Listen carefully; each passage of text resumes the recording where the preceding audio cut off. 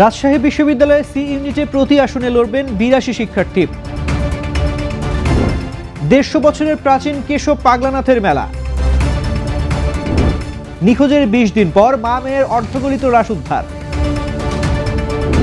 Fishing বোটে জলদস্যুদের এলোপাতাড়িগুলি রক্তাক্ত জেলেরা।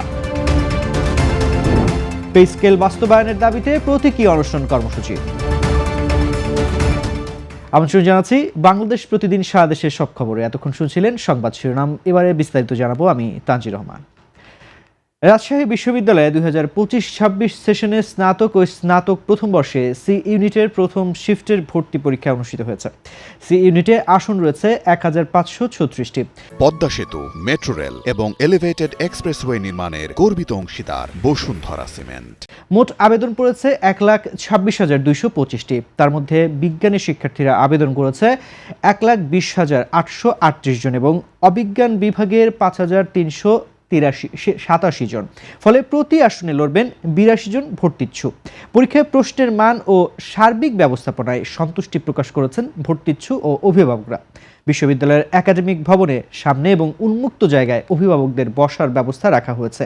ভ্রাম্যমাণ টয়লেট এবং দিক নির্দেশনের জন্য ক্যাম্পাসের স্বেচ্ছাসেবী সংগঠনের বুথ ও হেল্প ডেস্ক ছিল। দোকানগুলো প্রক্টর দপ্তর থেকে নির্ধারিত মূল্যে তালিকায় খাবার বিক্রি করছে।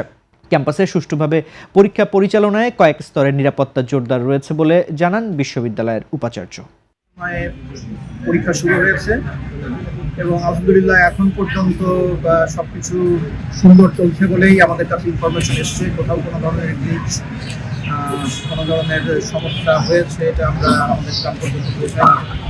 গাজীপুরের কালিয়াকৈরে শুরু হয়েছে ১৫০ বছরের প্রাচীন কেশব পাগলনাথের মেলা। মাসব্যাপী চলা এই মেলায় ভিড় করেছেন ভক্ত অনুরাগীরা। পসরা সাজিয়ে বসেছে বাহারি দোকানিরা। মনোবাসনা পূরণে সাধু পুরুষের নামে মানত করেন অনেকে। মেলার আনন্দ আয়োজনে অংশ নিচ্ছেন দূর দূরান্ত থেকে আগত দর্শনার্থী ও ভক্তরা। নাগরদোলার দুলুনিতে মেতে উঠছে শিশুসহ নানা বয়সী মানুষ। সাম্প্রদায়িক সম্প্রীতি ও ভ্রাতৃত্ব রক্ষায় এ ধরনের গ্রামীণ মেলার পৃষ্ঠপোষকতার দরকার বলে মনে করেন সুধীজনেরা। কেশব পাগলের মেলা আয়োজক কমিটির পক্ষ থেকে জানানো হয়, মেলায় হাজার হাজার ভক্ত দেশ বিদেশ থেকে অংশ নেয়। মেলায় ইউনিয়ন পরিষদ থেকে গ্রাম পুলিশ পর্যবেক্ষণ করছেন যাতে করে কোনো অপ্রীতিকর ঘটনা না ঘটে। টানা ২০ দিন ধরে নিখোঁজ থাকার পর অবশেষে গভীর রাতে এক ভাড়া বাসা থেকে উদ্ধার হলো মামের অর্ধগলিত মরদেহ। ঘটনাটি ঘিরে এলাকায় নেমে এসেছে শোক, আতঙ্ক আর ক্ষোভ। পুলিশ জানায়, বৃহস্পতিবার গভীর রাতে কেরানীগঞ্জ মডেল থানাধীন কালিন্দী ইউনিয়নের মুক্তিরবাগ এলাকায় শামীম মিয়ার মালিকানাধীন ৫তলা ভবনের ২য় তলায় মরদেহ দুটি উদ্ধার করা হয়। ওই ফ্ল্যাটটি ফাতেমার গৃহশিক্ষিকা মিম ভাড়া নিয়ে বসবাস করতেন। প্রাথমিকভাবে ঘটনাটিকে অত্যন্ত গুরুত্বের সঙ্গে দেখা হচ্ছে। মরদেহ দুটি উদ্ধার করে সুরতহাল প্রতিবেদন প্রস্তুত করা হয়েছে এবং ময়না তদন্তের জন্য ঢাকা মেডিকেল কলেজ হাসপাতালের মর্গে পাঠানো হয়েছে। এ ঘটনায় ফাতেমার গৃহশিক্ষিকা মিম সহ ৪ জনকে জিজ্ঞাসাবাদের জন্য হেফাজতে নিয়েছে পুলিশ। তাদের জিজ্ঞাসাবাদ চলছে। বঙ্গোপসাগরে ফের নৃশংস জলদস্যু হামলার শিকার হয়েছেন কুতুবদিয়ার পশ্চিম উপকূলে মাছ ধরতে যাওয়া জেলেরা। প্রকাশ্যে গুলিবর্ষণ ও ধারালো অস্ত্রের আঘাতে রক্তাক্ত হয়েছে একটি ফিশিং বোটের মাছিমাল্লারা। এ ঘটনায় গুরুতর আহত হয়েছেন অন্তত ৩ জন। প্রত্যক্ষদর্শীদের ভাষ্য অনুযায়ী মাছ ধরার সময় হঠাৎ করে একাধিক স্পিড বোটে করে প্রায় ২০ থেকে ২২ জন মুখোশধারী জলদস্যু ফিশিং বোটটিকে ঘিরে ফেলে। মুহূর্তের মধ্যেই তারা এলো পাতারি গুলি ছুটতে শুরু করে।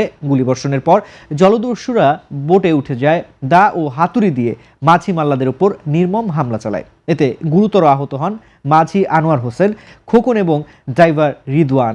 জলদস্যুরা বোটে থাকা মাছ, জাল, প্রায় ১২,০০০ লিটার ডিজেল, ওয়্যারলেস সেট ও মোবাইল ফোন লুট করে নেয়। এতে বোট মালিকের প্রায় ১৫ লাখ টাকার ক্ষতি হয়েছে। লুটপাট শেষে ইঞ্জিন বিকল করে বোটটিকে সাগরের মধ্যে ফেলে রেখে পালিয়ে যায় হামলাকারীরা।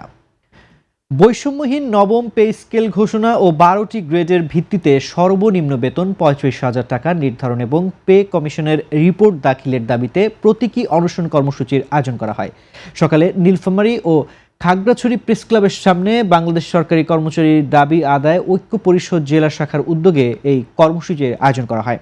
11 থেকে 20 গ্রেড সরকারি চাকরিজীবীরা ফোরামের আয়োজনে বক্তারা দাবি করেন, বর্তমান দ্রব্যমূল্যের ঊর্ধ্বগতির বাজারে সরকারি 10 থেকে 20 গ্রেডের কর্মচারীদের বর্তমান বেতন নিয়ে সংসার চালানো অসম্ভব হয়ে পড়েছে। এমত অবস্থায় জানুয়ারি 2026 থেকে নবম পে স্কেল বাস্তবায়নের লক্ষ্যে দ্রুত গেজেট প্রকাশের দাবি তুলেছেন কর্মচারীরা।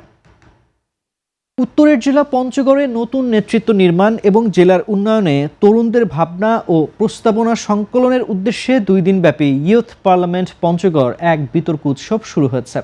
সংসদীয় আসন পঞ্চগড় 1-এর আটোয়ারি, পঞ্চগড় সদর এবং তেঁতুলিয়া উপজেলার প্রায় 250 জন বিতার্কিক এই উৎসবে যোগদান করেছেন। তারা বিভিন্ন ইউনিয়ন ওয়ার্ডের প্রতিনিধিত্ব করছেন। সংসদীয় এই বিতর্কে প্রধানমন্ত্রী হিসেবে অংশ নিচ্ছেন মনিরুজ্জামান, প্রত্যাশা এবং বিরোধী দলীয় নেতা হিসেবে অংশ নিচ্ছেন জুই আক্তার, স্পিকার হিসেবে দায়িত্ব পালন করছেন Ahsania mission university of science and টেকনোলজির প্রভাষক আশরাফুল ইসলাম রনি, ডেপুটি স্পিকার হিসেবে আছেন জগন্নাথ বিশ্ববিদ্যালয়ের ফজিলাতুন্নেসা হল ডিবেটিং সোসাইটির সাবেক সভাপতি শারমিন সুলতানা নিশি।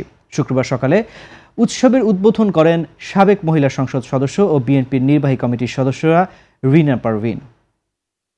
ত্রয়োদশ জাতীয় সংসদ নির্বাচনকে সামনে রেখে ঝিনাইদহ জেলা পুলিশের উদ্যোগে বিশেষ তল্লাশি অভিযান ও মহড়া অনুষ্ঠিত হয়েছে। এই কার্যক্রম চলবে 12 ফেব্রুয়ারি পর্যন্ত। ঝিনাইদহের অতিরিক্ত পুলিশ সুপার শেখ বিল্লাল হোসেনের নেতৃত্বে জেলা পুলিশ ও 3 এবিপিএনের সদস্যরা অংশ নেন। এ সময় পুলিশ শহরের চুয়াডাঙ্গা বাসস্ট্যান্ড, পায়রা চত্বর, হাটের রাস্তা, পোস্ট অফিস মোড়, আরাবপুর সহ বিভিন্ন স্থানে এই তল্লাশি অভিযান ও মহড়া চালানো হয়। পুলিশের পক্ষ থেকে জানানো হয়, নির্বাচনে আইন শৃঙ্খলা পরিপন্থী স্বাভাবিক রাখতে জেলা পুলিশের পক্ষ থেকে সর্বোচ্চ প্রচেষ্টা চালানো হবে। এ উপলক্ষে জেলা শহরে বিশেষ বিশেষ স্থানে তল্লাশি কার্যক্রম জোরদার করা হচ্ছে। এই কার্যক্রম জেলার 6টি উপজেলার শহর সহ সকল স্থানে এই কার্যক্রম নির্বাচন পর্যন্ত চলমান থাকবে। দর্শক, এই ছিল এখনকার মতো সংবাদ। এতক্ষণ সঙ্গে থাকার জন্য ধন্যবাদ। পরবর্তী বুলেটিন দেখতে চোখ রাখুন বাংলাদেশ প্রতিদিন ফেসবুক পেজ ও ইউটিউব চ্যানেলে।